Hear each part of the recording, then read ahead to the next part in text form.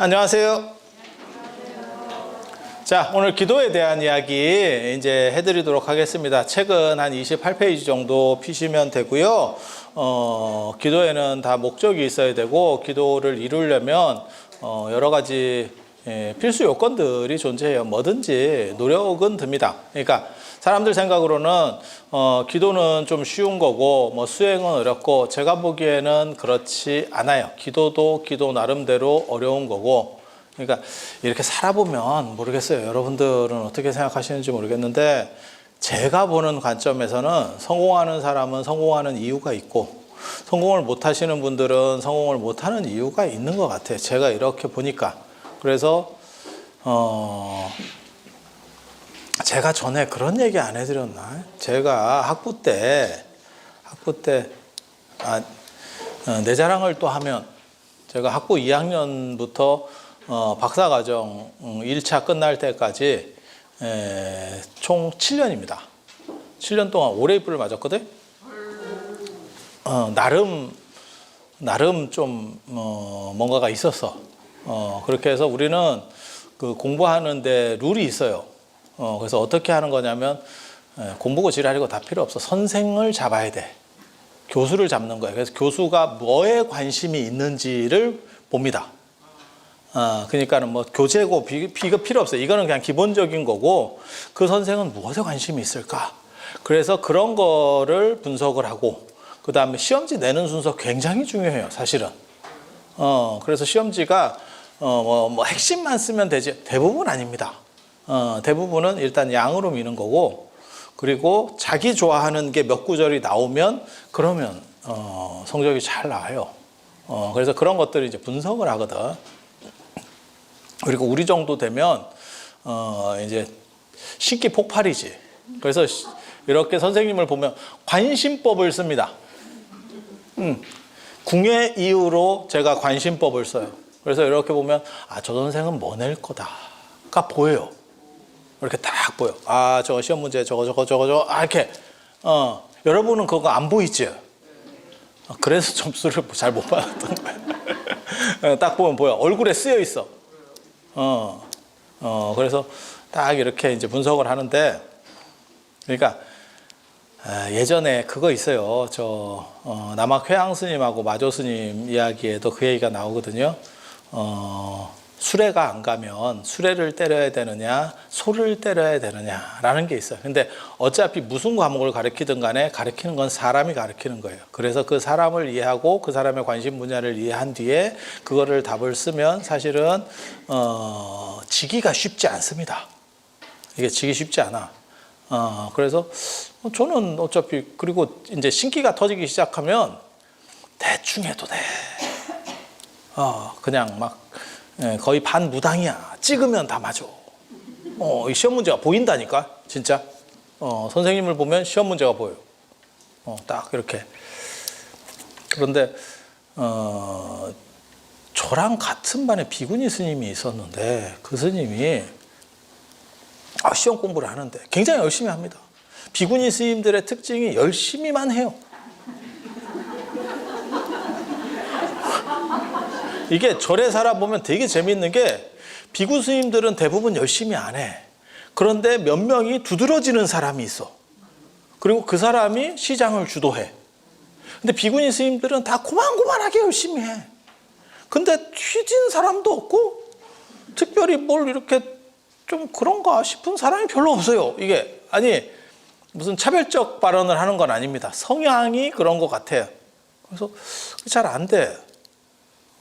그래서 이렇게 굉장히 열심히 해요. 사람이 굉장히 열심히 해. 그래서 딱 이렇게 뭘 보나 이랬더니 시험 문제도 안 나올 거를 내가 딱 보면 저기는 아니거든. 저게 무슨 타클란 사막이나 사하라 사막 같은 데를 막 파고 있어요. 물 나온다고. 딱 봐도 아니야. 그냥 우리는 곁눈질로 이렇게 딱 봤는데 아니야. 그래서 내가 얘기해 줬다니까. 그거 아니다. 시험 문제 나오지 않는다. 라고 했더니 뭐라고 얘기를 하냐면, 나오면 네가 어떡할 건데? 이런 식으로 얘기를 해요. 근데 제 입장에서도 100% 안 나온다는 불가능하잖아요, 사실. 살다 보면 선생님이 약간 획가닥해서 낼 수도 있으니까. 그런 선생님도 있었거든, 예전에. 모모 선생님인데, 그 천태 수업인가 하는 선생님이었는데, 진짜 그 양반은 성격 특이하거든. 이거 중에서 시험 문제 낸다. 이래놓고 딴 거네. 성격 파탄자인 줄 알았다니까? 근데 저는 그거를 예측을 해요. 이 사람은 그러니까 사람을 분석해야지 말을 분석하는 게 아니에요. 저 사람 성향은 어떤 거다. 이렇게 판단하면 되거든요.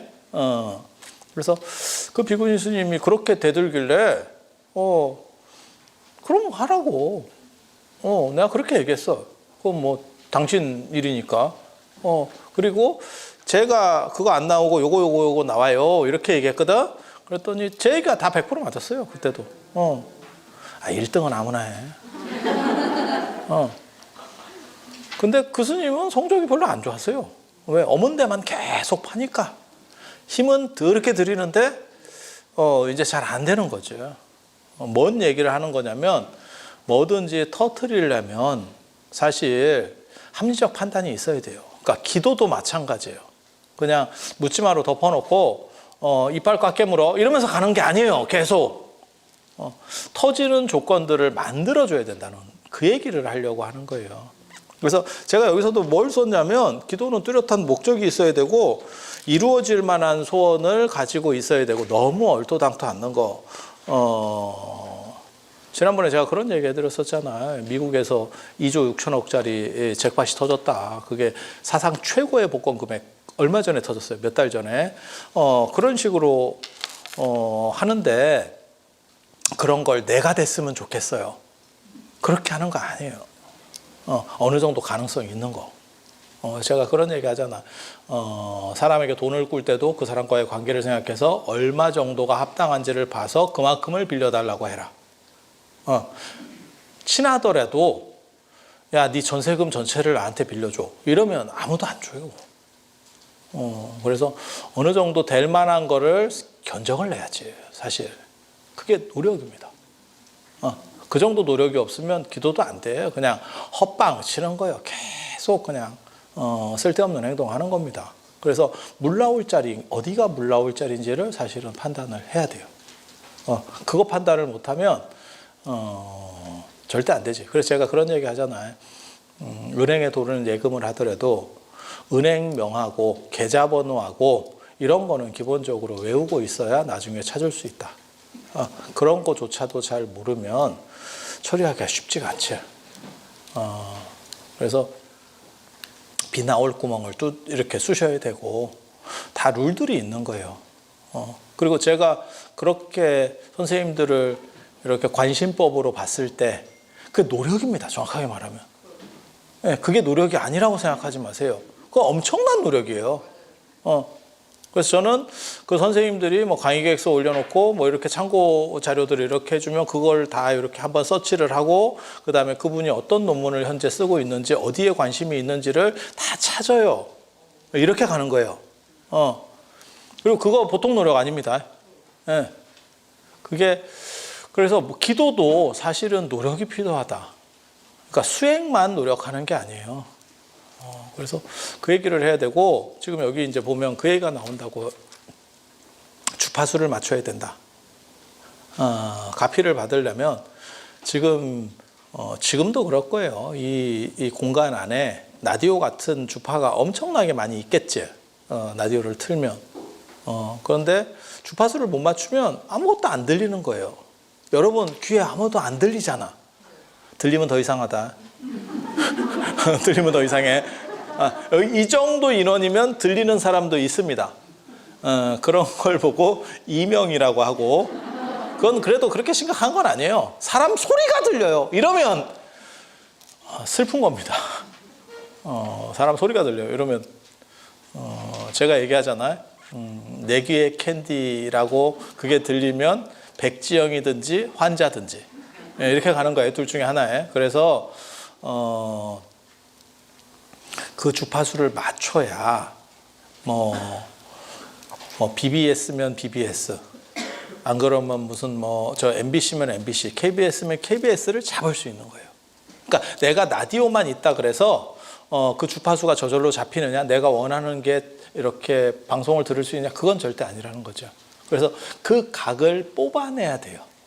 근데 성공하는 사람들 이렇게 보면, 야, 우리도 이렇게 지나다 보면 어디 이상하게 생긴 모양의 땅들이 있어, 도시 안에. 저런 데도 건축이 되나? 저런, 어떻게 이렇게 반듯하지 않고 땅이 저렇게 이렇게 잘려 있대. 그러니까 건물 같은 걸 짓다 보니까 이렇게 막 잘려 있어요. 오징어 같은 땅.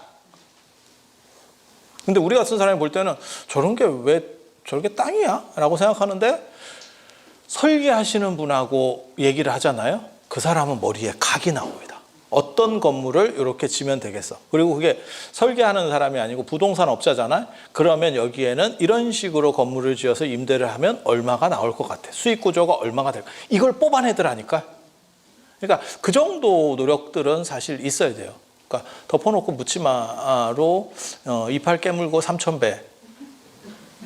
잘 안 됩니다. 그래서 마일리지 적립이라고 하는 건 굉장히 중요하지만 그것을 어떻게 힘을 낼 수 있는가.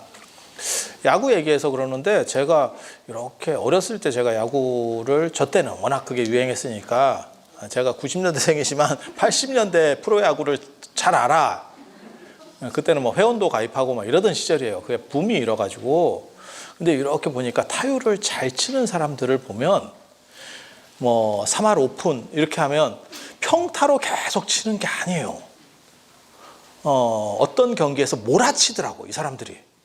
예, 그리고 점수 내는 요 팀들을 보면 여러 사람이 연속되면서 폭발력이 있어야 점수가 나지, 매회 안타를 쳐서 안타 횟수는 더 많아. 하지만 집니다. 뭔 뜻인지 아시겠죠? 연속이 돼야 그게 성공을 하는 거예요. 그래야 1점이라도 내는 거지. 맨날 3루까지 3번 진출하면 1점으로 쳐주면 안 돼요? 그게 뭐하고 똑같은 거냐면, 꼭 그런 사람이 있거든요. 축구에서도 골대 맞추는 전문.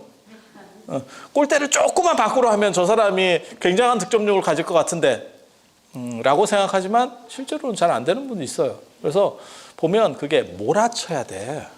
이게 굉장히 중요한 것 같더라고요. 인생에서 어떻게 보면 모를 때 몰고 그렇게 해서 효율성을 내는 게 굉장히 중요한 문제인 것 같아요. 그래서 평타로다가 계속 갈 게 아니고 이렇게 집중을 하고, 그래서 부처님하고 코드를 맞춰야 돼요. 부처님은 진짜 복이 많은 분이에요. 그리고 그거를 부처님 전생을 보면 당신이 복 마일리지를 따로 쌓았대요. 그래서 제가 전에도 그런 말씀 드렸잖아요. 세계에 성인이라고 하는 사람들이 많이 있지만 음식도 올라가는 건 부처님밖에 없다. 공자는 춘추석전대제 2번 먹고 예수는 그냥 매달려만 있어. 마치 뭐하고 개업집 부거처럼. 그래서 힘든 거요. 왜 예수가 저렇게 말라 있겠어? 주는 건 없고 매달려만 있으니까. 그게 황태비애라고 매달려 있는 어쩔 수 없는 힘든 게 있어요. 근데 부처님 같은 경우는 계속 음식이 올라가죠. 그게 복 마일리지가 있어서 그래요. 복 마일리지가. 그래서 물질은 물질대로, 정신은 정신대로예요. 그래서 제가 이제 별로 안 좋아하는 사람들이 꼭 뭐가 있냐면, 정신력이 이렇게 머리가 튀면 되게 좋을 것 같아요. 이렇게 하는데 그건 복하고 마일리지 자체가 달라요. 그래서 물질적인 게 사실은 기반이 돼야 되고, 아니 그렇잖아. 아무리 정신적인 게 좋아도 몸이 무너지면 끝나는 겁니다. 몸 무너지면 끝나는 겁니다. 그리고 내 환경 무너지면 끝나는 거예요. 제가 그래서 그런 얘기 하잖아요. 옛날 속담이 틀린 게 없어요. 나무는 가만히 있으려고 해도 바람이 가만히 있게 안 둔다. 주변 환경에 시달리기 시작하면요, 너무 힘들어집니다. 그래서 그런 부분들을 사실은 잘 정리해서 나올 만한 데를 쑤셔야 돼요. 나올 만한 데 쑤셔야 돼요.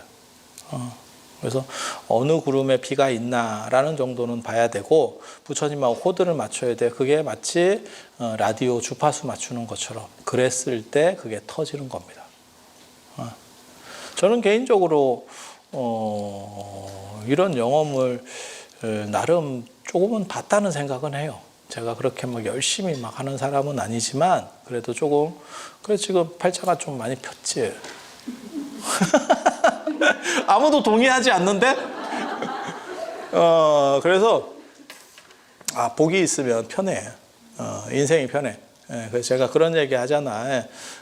일생이라고 하는 것은 주차장에 차 대는 거하고 똑같고 백화점 주차장에 차 대는 거하고 똑같고 멀리서 보이는 빈자리는 내 자리가 아니고 내가 그 근처로 갔을 때 빠져주는 게 최고고 최악은 빠지는 줄 알고 기다렸는데 그놈도 넣고 있고 차를 대고 있고 그럼 뭐 경기 끝이고 그래서 그게 딱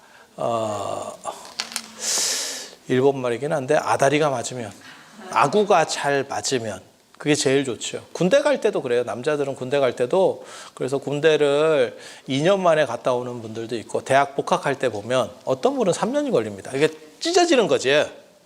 그러면 빈 시간들을 그냥 이 사람이 허송하게 되는 거예요.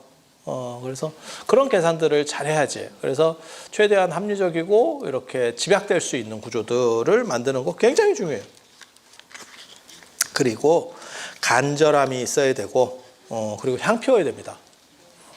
제가 향 매니아인데 이런 향 얘기를 하면 또 너무 길어지니까 길게는 안 할 건데 모든 기도에 있어서는 분향이 첫째입니다. 향을 안 피우고 기도를 하면 향이 부처님과 나를 연결해주는 방법 중에 하나예요. 그래서 제가 늘상 하는 얘기 있거든요. 향 피우고 복전함에 돈 넣는 겁니다. 정확하게 말하면. 향 피우고 복전함에 돈 넣는 거예요. 그리고 초하고 향 중에서 둘 중에 하나만 선택하라. 그럼 무조건 향입니다. 향 압도적입니다. 향 압도적입니다. 초는 등의 역할이기 때문에 상대적으로 약해요. 그래서 상가집 같은 데 가면 촛대가 하나 있는 데도 있죠. 왜? 장례식장 이런 데 안 가봤어요? 촛대 하나 있는 데도 있잖아. 그렇게 줄일 수도 있어요. 그거 뭐 큰 문제까지는 안 돼. 하지만 향은 필수 품목입니다. 그리고 향하고 차하고 뭐 아니면 향하고 술하고 중에서 뭘 하나를 빼면 어떤 게 빠져요? 향이 무조건입니다. 향이 부동의 일입니다. 그래서 제가 요즘 들어서 한국 불교에서 자꾸 향을 못 키게 하는 거는 사실 너무 잘못된 행동이다라는 생각을 계속해요. 그래서 뭐 목이 아파요 어쩌고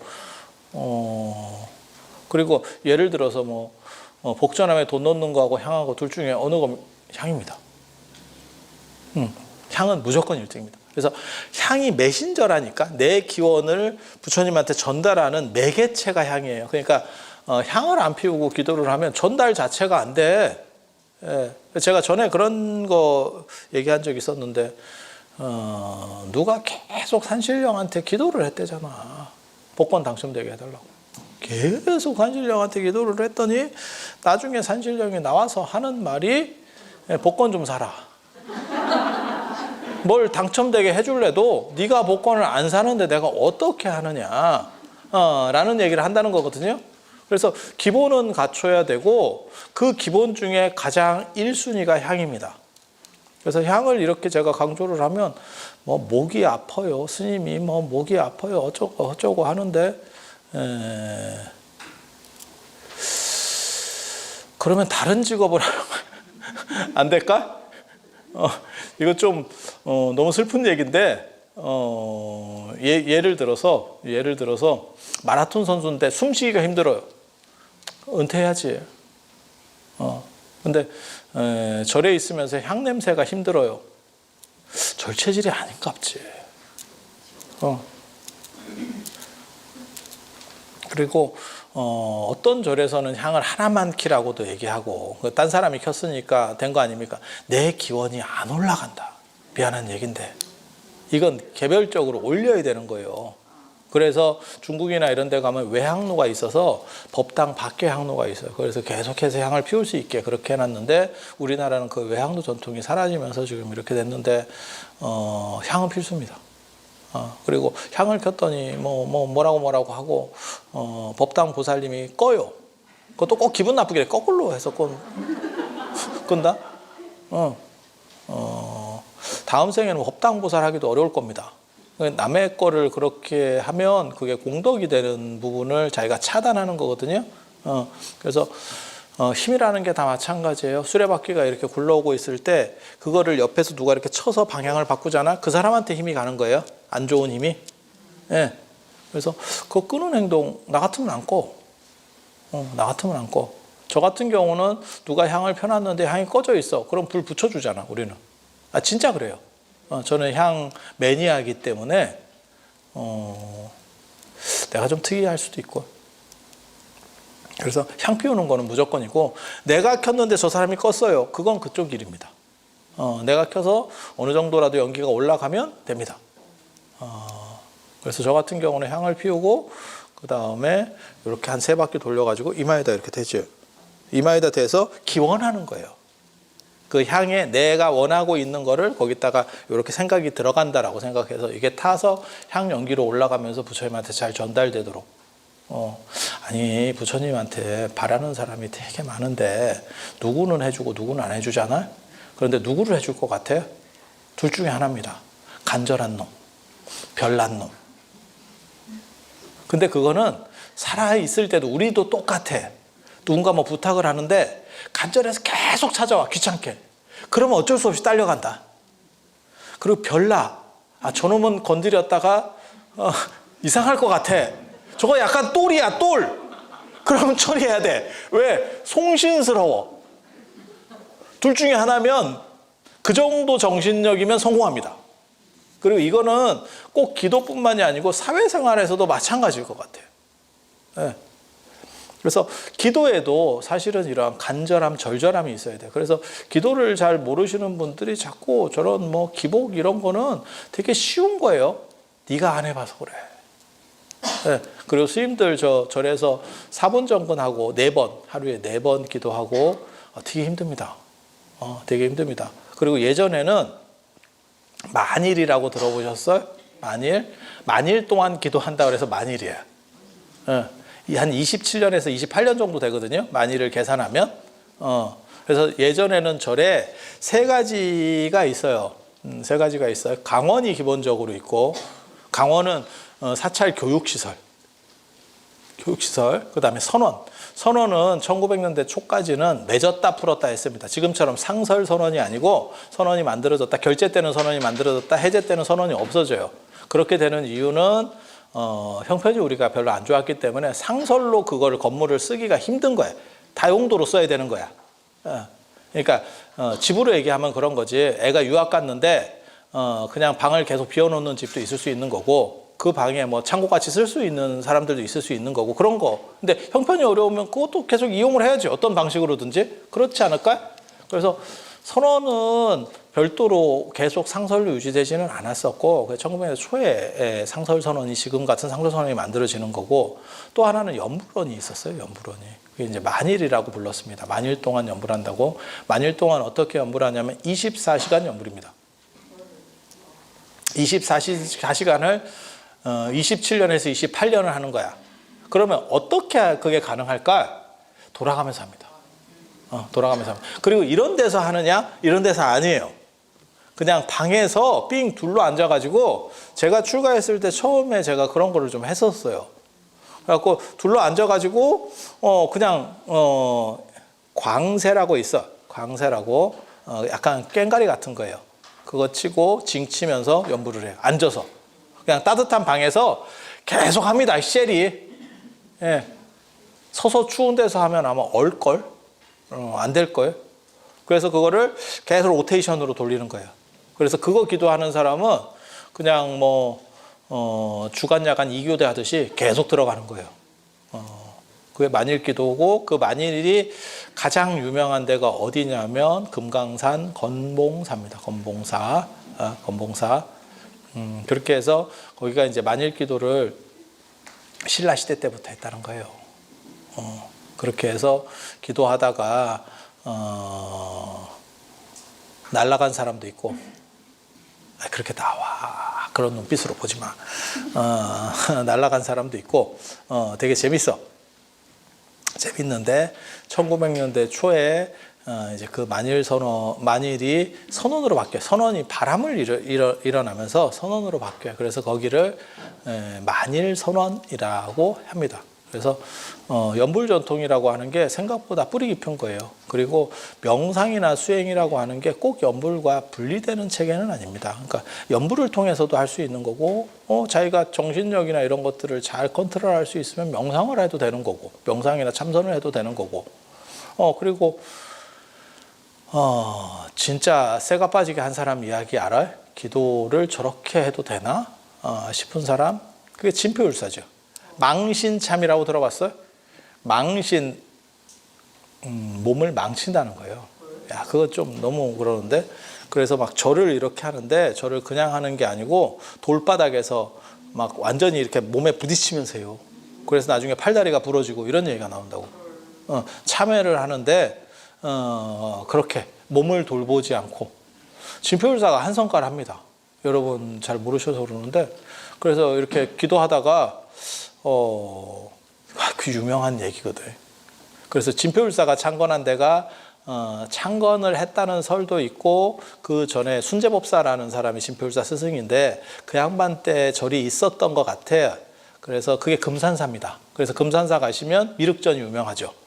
금산사 미륵전 모릅니까? 금산사 잘 모르세요? 백후백제의 견훤이 거기서 유폐됐잖아. 그래서 금산사가 법상종 종찰이에요. 미륵종의 종찰. 미륵종의 종찰. 그래서 어떻게 생각하냐면 순재법사가 아마 스승이 있을 때는 절이 좀 작고, 그 다음에 이제 진표율사가 거기 주석하면서 절이 이렇게 커졌는가 봐요. 그럼 보통 기록에는 뭐라고 나오냐면 진표율사가 창건했다라고도 나오고, 그 전에 절이 있었다라고 나오고, 두 가지가 다 나옵니다. 둘 다 말이 되지. 그러니까 뭐하고 똑같은 거냐면 이병철의 삼성이 있었는데 실제로는 이건희 회장님이 지금같이 등치를 키운 거거든. 그래서 저는 이건희 회장님 같은 분은 굉장히 대단하다는 생각을 해요. 저런 분만 있으면 세습해도 괜찮겠다. 재벌 세습도 찬성한다. 저렇게 키울 수만 있는 분들이 계시면. 그래서 어떻게 보면 그렇게 작은 기업, 이병철 회장님 때 삼성이라고 하는 게 그렇게 큰 기업이 아닙니다. 우리나라에서 인지도가 있었던 것뿐이지 뭐 일본 같은 데서 알아주도 안 했어. 그런데 지금은 삼성이 세계적 기업이 됐잖아요. 그런 식으로 키운 거죠, 진표율사가. 그러니까 삼성이 없었던 건 아닌데 지금의 삼성을 만든 건 이건희 회장인 거죠. 이해가 되시죠? 그리고 진표율사 이제 쪼리 만든 데가 법주사입니다. 법주사도 가보면 청동 미륵대불이 있죠. 그런데 이어르는 미륵보살을 칭견하고 싶어 했어. 그렇게 해서 몸을 팔다리가 부러질 정도로 기도를 열심히 했는데, 절을 하면서 기도를 해요. 그냥 연불만 한 게 아니고. 그렇게 했는데 미륵보살이 안 나왔대. 그래서 몸을 벼랑에서 뜁니다. 이거 진짜 그거를 이제 받아줘서 보살님이 받아줘서 뭐 살았다, 이런 식으로 이야기가 나와요. 그리고 더 재미있는 거는 맨 처음에 지장보살이 나와. 또 지장보살이 이렇게 나와가지고 잘한다고, 그래서 계본도 주고, 그러니까 계율과 관련된 책도 주고 이렇게 해요. 그랬더니 진표율사가 뭐라 그러냐면, 됐고 저는 미륵입니다. 나는 그 기록을 읽고 너무 처음에 웃겼어. 지장보살 뻘쭘. 네가 열심히 한다며, 이렇게 해서 딱 나왔어. 그랬더니 제가 원하던 분이 아닙니다. 쉽게 말해서 무한도전 사인 받으러 갔는데 박명수 씨가 사인을 했어. 그랬더니 이건 됐고요, 유재석 씨 사인을 주세요. 뭐 이런 거지. 그래서 진표율사가 그런 식도, 그게 기도예요. 그런 걸 망신참이라고 합니다. 망신참. 그거는 이제 몸을 망치면서 열심히 기도하는. 그래서 기도가 쉬운 거 절대 아니에요. 기도가 쉬운 거 절대 아니에요. 그래서 사람들이 그냥 가만히 있고 무슨 뭐 감나무 밑에서 감 떨어지듯이 이렇게 기다리는 게 기도 아닙니까? 라고 생각하는 거는 그건 미친놈입니다. 그런 식으로 해서 이루어질 확률 거의 없습니다. 그래서 그렇게 되면 안 되고 전략적 접근이 필요해요. 그리고 기도를 이루는 방법 중에 하나가 돋보기로 종이 태우기. 저 어렸을 때 많이 해봤는데 진짜 지금은 누가 그거 하고 있겠어. 근데 어렸을 때는 할 게 없으니까 내가 나무도 태워보고 뭐 별걸 다 태워봤네. 그리고 우리 때는 또 인력이 있었어요. 인력. 달력 말고 인력 있잖아. 인력 그게 이제 여러 용도로 쓰이거든. 보통은 화장실 용도로 제일 많이 썼고, 인력은 절대 날짜하고 안 맞아. 왜냐면 그 집 식구들이 계속 다 뜯어가지고 써서 언제나 빨리 간다. 언제나 빨리 가. 이게. 그리고 그 인력을 가지고 이제 검은색은 약간 이렇게 글씨를 뒤에다 쓰면 먹지 같은 느낌도 나고, 빨간색, 파란색. 그래서 화장실 갔을 때는 꼭 뒤편으로 닦아야 돼. 잘못하면 거기에 껌땡 묻어. 아니 맞잖아. 그리고 그 종이가 신문지보다는 낫어. 지금 생각해보면 신문지를 어떻게 닦았나 싶어. 근데 인도 얘기해도 되나? 약간 불안하지? 인도 사람은 왼손으로 이렇게 하는데, 여러분이 잘 모르는 사람들이 자꾸 이제 물로 닦을 거다 이렇게 생각하는데, 물을 안 쓰는 경우도 상당히 많습니다. 그래서 인도 사람들의 왼손 손톱 밑에 뭔가 까만 게 있다면 약간의 사유를 해봐야 돼. 이렇게 저건가? 이 생각을 조금 해보면 되게 재밌어요. 되게 재밌어요. 여러분 어렸을 때는 호박잎 이런 것도 안 했어요? 나 호박잎으로 한 사람 얘기 들었어요. 호박잎이 일반 잎하고 달라가지고 위에 이렇게 약간의 가시 비슷한, 가시는 아닌데 까실까실해. 위에가 엠보싱인데 찌르는 엠보싱. 그래서 그걸로 닦으니까 누가 그러던데, 그걸로 닦으면 신기원이래. 새로운 느낌을 얻을 수 있대. 그런데 원치는 않았어. 원치는 않았어. 그런 거 말고 쌀겨로 하는 것도 제가 시골에서 봤었고. 쌀겨 몰라? 혹강 같은 데서 이렇게 싸고 쌀겨로 이렇게 닦아내던데? 90년대에도 그런 게 있었는데 희한하네. 여러분들은 그런 걸 잘 모르네. 그래서 그 옛날에는 지프로 했었어요. 지프로 이렇게 동그랗게 말아가지고 지프로 했었어. 그리고 그 전에는 뭘로 했었냐면 막대기로 했었어요. 막대기로 긁어내는 거예요.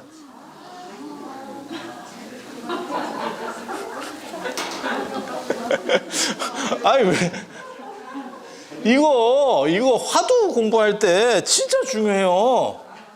화두 공부할 때 사람들이 그걸 모르더라고. 왜 똥막대기인지를 몰라. 그 똥막대기가 절에 꽂혀 있었다니까. 이렇게 여러 개가 꽂혀 있다니까, 화장실에. 그러면 그걸로 주걱같이 이렇게 위에를 이렇게 귓밥하게 비슷하다고 생각하시면 돼. 조금 큰 귓밥하게. 그래서 그걸로 밀어서 이렇게 닦아내는 거예요. 근데 그걸 바로 쓰자마자, 이거 너무 길게 하는 것 같은데. 쓰자마자 이게 촉촉할 때는 딴 사람이 쓰기가 그렇잖아. 그러니까 여러 개가 이렇게 하면서 거기에 이렇게 마르면 딴 거 쓰고, 이렇게 마를 때까지 기다렸다가 그러면 마르면 저걸 어떻게 하면 털어내고 쓰고, 그게 똥막대기예요. 그리고 그게 어느 정도 이상 진행이 되면 이제 버리고, 또 그건 계속 이렇게 만들면 되니까. 그래서 그 간시골이라고 하는 화두가 사실 거기서 나온 화두예요. 근데 지금은 그게 없어지니까 그게 뭔지 이 사람들이 이해를 못하는 거예요. 그러니까 그것은 가장 천하고 거지 같은 거, 이런 거예요. 그래서 도라고 하는 거는 일상에 전부 다 있는 거고 그 천한 것 속에도 있어. 그러니까 장자 같은 걸 보면 사실 그게 머리에 들어오거든요. 도라고 하는 것은 기와장이나 똥오줌 속에도 있어 라고 얘기를 하거든요. 그게 진리의 평등성과 일상성, 우리 주변에 있는 게 다 진리지 진리는 고원하고 높고 이런 게 아니야 라고 할 때 쓰는 표현이에요. 그리고 그거를 구체적으로 지적하는 게 똥막대기예요. 옛날에 로마 사람들은 뭘로 했죠? 로마 사람들, 그리스 사람들, 이런 사람들은 그때 공중 화장실이 이렇게 많이 이렇게 발전하거든요. 터키나 이런 데 가면 그 수제식 화장실 뭐 이런 거 있잖아. 밑에 물 내려가게 이렇게, 진짜 수제식이 아니고 물이 이렇게 흘러가는 구조. 그래서 이렇게 칸칸이 있죠. 그런 거 안 보셨어요? 그때 닦기는 뭘로 닦았을까 몰라? 똑같은 그 막대기인데 막대기 위에 약간 스폰지 같은 게 달려 있었어. 스폰지 같은 거. 그러니까 우리식으로 말하면 약간 수세미 같은 거를 거기다 달아놔. 아니, 저 수세미 말고 우리 그 달리는 수세미 있죠. 노란색으로 된 거. 수세미 몰라? 아니, 왜 근데 분위기가 이렇지? 그런 걸 달아가지고 이렇게 해놨어. 그런 걸 달아가지고 해놨어. 그러면 그걸로 이렇게 닦고, 마치, 너무 길게 하는. 아, 이거 나한테 아니면 못 들어. 어디서 들을 거야, 여러분들이. 그거를 닦고, 수세미, 그 약간 그렇게 스폰지 같은 게 앞에 달려있으면 좀 유리하지? 그냥 막대기로 긁는 거보다는. 그 당시에는 그게 비대급이었을 거야. 닦지 말고 씻으세요, 룰로. 이러면서. 그 당시 비대급이었어요. 그거를 이렇게 해놓고 건더기를 턴 뒤에 마치 커피 믹스 커피 있는데 뭐가 있냐면 이렇게 숟가락 이렇게 넣어놨잖아, 물에다가. 그러면 그게 이제 젖고 거기다 숟가락 이렇게 담가 놓잖아요. 그런 식으로 그걸 좀 털어내고 거기를 스폰지를 이렇게 놓는 거예요. 그러면 다음 사람이 또 이렇게 해가지고 또 이렇게 하고. 개인용 아닙니다. 개인용 아닙니다. 그건 모든 사람이 평등하게. 그래서 기생충이 생기면 절단이 나는 거야. 한꺼번에. 옛날에는 다 그렇게 살았어. 우리가 바뀐 지가 도대체 얼마나 됐다고. 근데 진짜 요즘은 많이 바뀌었지. 대중탕이 사라지고 있다. 이런 얘기 들어보셨어요? 대중탕 안 가죠? 우리 어렸을 때는 대중탕을 이렇게 명절 앞두고 나면 무조건 가야 되는 필수 코스 중에 하나였었어요. 그렇게 해서 대중탕에 가서 이렇게 한번 변신을 하고 오면 사람이 진짜 거듭나는 것 같아. 마치 뱀이 허물을 먹듯. 그리고 그거를 얼마나 뽕을 뽑으려고 등짝을 밀어대는지. 내가 빨간 사람이었나? 온몸이 빨개진다? 그리고 그렇게 온몸을 빨갛게 만드는데 지금 생각해보면 애들 입장에서 진짜 발광을 하는 게 맞지. 아니, 피부가 빨개질 정도로 미는데 그것도 전신을, 팔뚝 하나를 미는 것도 아니고 어떻게 참어. 그렇게 해서 약간 발광을 하면 등짝을 맞아가면서 밀고 맞고 밀고 이렇게 했던 거 아니오? 그리고 나서 맞았으니까 바나나 우유. 이거 좀 약간 뜬금없긴 한데, 바나나 우유. 맥값이야. 흥부지, 전생의 흥부. 몇 푼 팔고, 바나나 우유 먹고, 그러면 또 천진에서 또 바로 있잖아. 이렇게. 그러던 시절이 있잖아요. 그리고 지금 생각해보면 난 그때는 그 생각을 못 했었어요. 진짜. 겨울이 되면 손이 트고, 그거는 아마 건조해서 그런갑다. 저는 어렸을 때 그렇게 생각했는데, 그리고 이게 손이 트는 게 진짜 거북등처럼 트고 어떤 경우에는 어른들 발뒤꿈치 갈라지시 피도 나고 이랬었어요. 그렇게 해서 바세린이 어떻게 보면 집에 상비약 같이 있었지. 그래서 그런 데를 막 덮고. 기억 안 나세요? 그게 다 때였어. 이게 씻은 뒤부터는 추워도 그게 없어. 추워도 살이 터지지 않아. 그게 때층이었던 거야. 그리고 그거를 갑옷같이 그렇게 입고 있다가 그거를 목욕탕에 가서 한번 벗고 나니까 뱀이 허물을 벗듯 새로 거듭나는 거지. 그렇게 한번 거듭나고 나니까 춥지. 그래서 어른들이 목욕하면 춥다. 근데 어느 순간부터 목욕탕 안 가지? 여러분 가십니까? 찜질방도 곧 사라질 겁니다. 그러니까 지금은 개인화가 심해졌고 전에보다 심해졌고 코로나 그거를 굉장히 앞당겼어요. 그래서 찜질방 한때 이렇게 진짜 열풍이 불었었잖아. 다 가서 그냥 뭐 이렇게 배 까고 이렇게 누워 있었고, 그렇게 그냥 이게 뭔가 싶을 정도로 이렇게 막 누워서, 야, 내가 진짜 옛날에 그 찜질방에 대한 또 추억이 있잖아. 제가 찜질방을 한 2번 가봤거든요, 진짜. 찜질방을 2번 가봤는데, 진짜 거지 같은 경험을 내가 한 번 했어. 그때 모모 스님이 저를 미얀마를 데려갔는데 제가 어렸을 때입니다. 젊었을 때입니다. 그리고 그때만 하더라도 공짜면 뭐 또 먹을 정도로 그래서 미얀마 비싸요. 중국도 아니고. 그래서 비비고 들어갔지. 근데 야, 이 미친 사람이 비행기 시간이 안 맞는다고 찜질방을 잡은 거야. 야, 방을 잡아야 지금 같으면 상상도 못할 일이다. 그래서 찜질방에 갔는데 사람들이 이렇게 다 약간 좀비 같은 느낌으로 이렇게 누워 있잖아.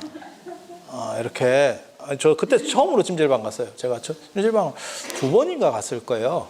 저는 그런 데 가는 데를 별로 안 좋아합니다. 개인적으로 뭐 이렇게 제가 굉장히 소심한 사람이어서 드러나고 막 이런 거 굉장히 싫어해요. 그렇게 해서 그때 사람이 이렇게 사는 게 타당한가에 대해서 굉장히 생각을 많이 했었어요. 그런데 그때는 그렇게 시간이 안 맞고 이러면 찜질방에서 쉬었다 가지가 일반 보살님들 인식이었어. 근데 일반 보살님들은 그런데 우리는 애매하지. 그래서 내가 그때 고온실에 가서 혼자 이렇게 사색을 하고 있었지. 이게 뭔가 싶어가지고. 그리고 제가 그런 거 오히려 잘 참습니다. 나 진짜 그런 지구력은 내가 끝내주거든. 그 더운 데서 난 그 다음날 출발할 때까지 거기 있었어. 사람 한 명도 안 들어왔어. 들어왔다가 5분 이상 못 버텨. 나 끝까지 있었어. 왜? 쪽팔려서. 쪽팔린 것보다 이게 낫다. 쪽팔린 것보다 낫다. 이 생각으로 내가 버텼어. 그래서 찜질방이 그 다음에 한번 갔을 때는 설 전에 월정사 그 스님이 뭐라고 얘기했냐면 목욕을 해야 되는 거 아니냐. 제가 처음에 월정사에 갔을 때만 해도 이게 씻는 게 그렇게 좋지가 않았어, 시설이. 그래서 찜질방에 가서 목욕까지 하면 된다. 또 이래서 꼬드겨서 가더라고. 그래서 그때 가보고 2번 가봤는데 찜질방이 이제 거의 사라지는 추세로, 그러니까 다 개인화되는 거죠. 앞으로 그래서 지금은 벌써 많이 개수가 줄었을 거예요. 목욕탕도 잘 보기 어렵지. 아니 그렇지 않아? 목욕탕 가? 아니 안 가시는 분들도 상당히 되고 예전보다는 접근성이 많이 떨어졌죠. 예전에는 뭐 동네마다 다 이렇게 좀 다니다 보면 목욕탕이 있었고 그 굴뚝 안 본 지 좀 오래된 것 같은데 그래서 지금은 이제 그렇게 개인화 쪽으로다가 다 흘러갔고 그래서 이런 부분들이 사실은 세상의 어떤 변동과 관련돼요. 그래서 집단주의 구조 속에서 그 다음에 개인주의적으로 이렇게 가는 거고 그리고 더 상처받기 쉬운 쪽으로 지금 사람들이 됐죠. 그래서 그런 부분들과 관련해서 기도도 사실은 요즘은 개인화돼요. 이런 얘기들이 많죠. 그러니까 예전에는 집안을 위해서 아니면 바깥 양반의 사업이나 뭐 어쩌고 이렇게 했는데 자기 기도도 많아. 그리고 이러한 기도하는 마음은 저는 굉장히 소중하다고 생각해요. 그러니까 뭔가를 이루려고 하는 마음, 그 집중이죠. 집중. 그리고 거기에는 뭐가 있어야 되냐면 인력 얘기를 내가 왜 했냐면 어렸을 때 돋보기를 가지고 이렇게 놀았는데 내가 그 문방구 사장님한테 낚여서 그래. 돋보기가 이만한 거를 그 양반이 나한테 팔았는데 기스 났다고 원래 500원인데 300원에 주겠다고. 되게 비싼 거예요. 되게 비싼 거예요. 저 어렸을 때 300원이면 상당한 겁니다. 제가 용돈이 굉장히 많았거든요. 어렸을 때 제가 용돈이 굉장히 많았어요. 제 기억에는 그래서 제가 고등학교 때까지도 우리 학교 전체에서 제 용돈이 거의 최고였었습니다. 그건 아버지의 판단착오로 형과 나이 차이가 많이 나기 때문에 형한테 맞추는 바람에 내가 엄청나게 많은 혜택을 봤어요. 이런 기회를 빌어서 형한테 미안하다는 말을. 그러니까 형은 좀 짜치는 상황이었고, 저랑 9살 차이거든요. 근데 이거를 이렇게 비례로 끌어서 줬는데 나는 상당히 많아요. 이게 제가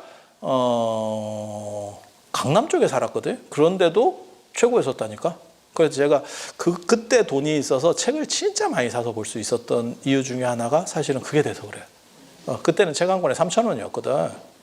그래서 진짜 뭐 한 20권씩 살 수 있었어. 그게 굉장한 거예요. 왜냐하면 고등학생이 지금 책 20권 사서 보고, 게다가 저는 또 그 당시에 또 오락실 매니아였기 때문에 그쪽 지출도 상당히 해야 되는 상황이었거든. 여러분이 잘 몰라서 그래요. 제가 조금 늦게 태어났으면 프로게이머가 될 수도 있었던 게임계의 대단한 인물이에요. 전설적인 얘기가 있어. 8시에 오락실에 가서 50원을 넣고 너무 잘 돼.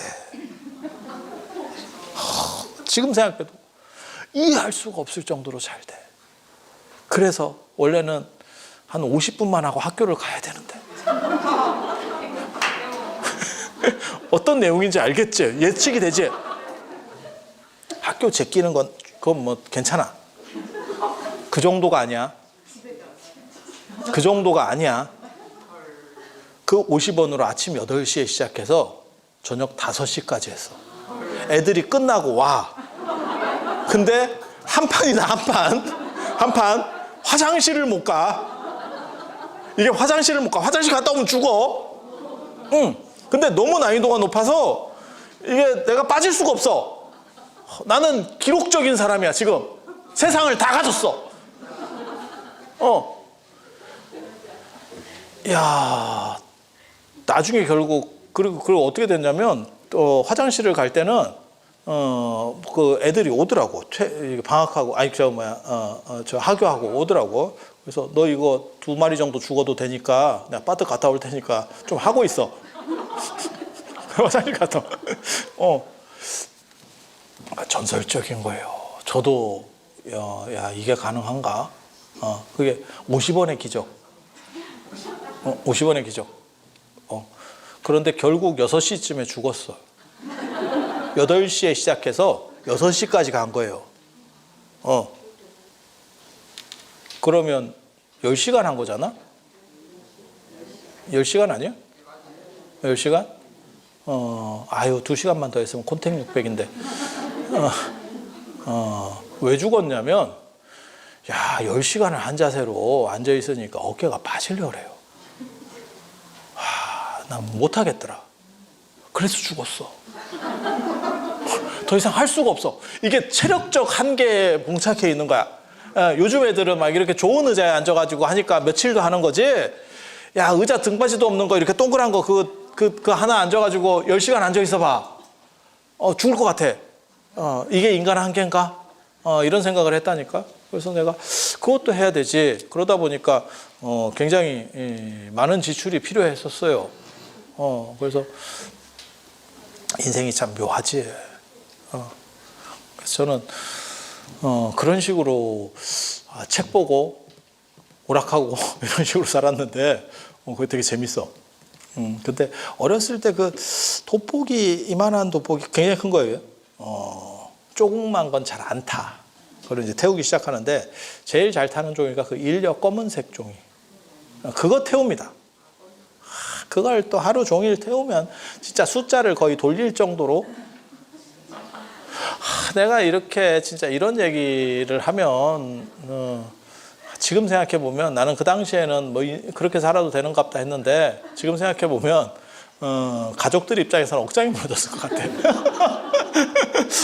뭔가 하나를 하면 이상하게 미친 듯이 해. 이게 어떤 특징이 있어요. 그래서 그런 식으로.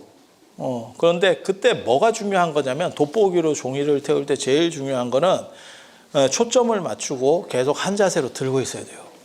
이게 이렇게 흔들리잖아? 그럼 꽝입니다. 다 아시잖아. 지금 젊은 사람은 돋보기로 아마 종이 태우는 일이 없을 거예요. 그러니까 그걸 모를 건데 예, 연세 드신 분들은 다 태워봤잖아. 별로 할 일도 없고 하니까.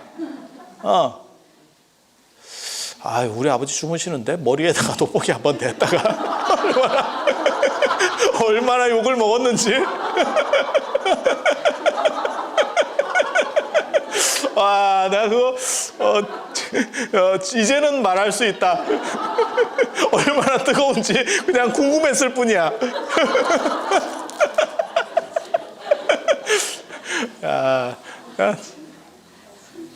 그 돋보기로 종이 태우는 노력이 기도하는 노력이다. 그 얘기를 하려고 한 거야.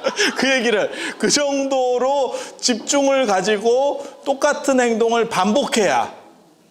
진짜예요. 돋보기 태워보면 진짜 똑같은 위치를 계속 들고 있으면서 태워갖고 움직이려고 하면 그걸 조금씩 이렇게 한 0.5mm 정도씩 이렇게 움직여야 돼? 맞잖아. 그 종이 그 인력에서 숫자 하나 오리려면 진짜 몇 시간이 걸려요. 아니, 안 해봤어도 느낌 오잖아. 안 해봤어도 느낌 오잖아. 그래서 그 정도 노력은 있어야 숫자 하나를 오리는데 기도는 그만큼 하냐? 라는 걸 묻고 싶은 거예요. 정주영 회장님이 많이 했었던 말 중에 하나가 그거잖아. 해보기는 했냐? 해보기는 했냐?